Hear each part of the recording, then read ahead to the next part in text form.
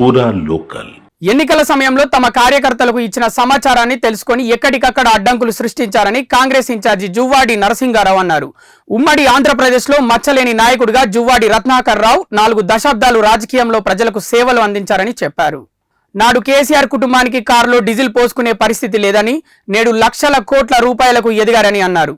వాస్తవాలు బయట పెడతాననే కేసీఆర్ కుటుంబం తన ఫోన్ను ట్యాప్ చేశారని మండిపడ్డారు.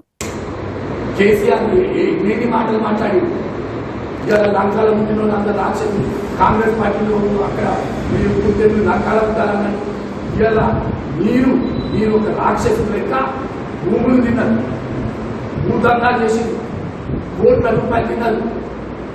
ఇలా దేనికి సమాధానం లేదు. ఇలా మా సామాజిక వర్గం వాళ్ళందరూ కూడా ఇలా వాళ్ళకు చెప్తా ఉన్న మీ ద్వారా ఇలాంటి వ్యక్తులు ఒక సందర్భం వచ్చింది. వెలుమ అసోసియేషన్ అధ్యక్షులు కూడా మేము చెప్పినోళ్ళు కావాలని అంటారు. దానికి దిగజారి నా ఓటమికి కారణం ఇలా హరీష్ రావు, కేటీఆర్, కేసీఆర్ తప్ప ప్రజలు నా వైపు 2 సార్లు నేను ఓడిపోయేదానికి కారణం ఓట్ ట్యాపింగ్ ద్వారా నేను ఓడిపోయినా.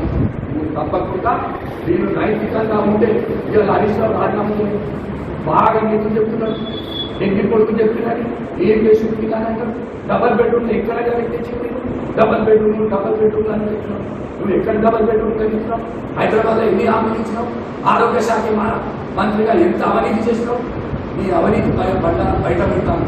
నువ్వు ఎరువలెవల పేర్ల మీద, బెనామీ పేర్ల మీద నువ్వు భూములు రాపించినావో ఒక్కరు కూడా నీ భూమి ట్రాన్స్ఫర్ చేయకుండా నువ్వు ఎవరెవరో దగ్గర చేసినావో నేనెమ్మడూ మేము ట్రాన్స్ఫర్ చేయకుండా చేపిస్తాను. కేటీఆర్ పేరు మీద ఉన్నాయి, కవిత పేరు మీద ఉన్నాయి, ఇలా ఒకరు పేరు పెట్టుకుంటా ఉన్నారు. దీనికి తప్పకుండా తెలంగాణ ప్రజలు బుద్ధి చెప్తారు, కేసీఆర్ కూడా బుద్ధి వస్తారు.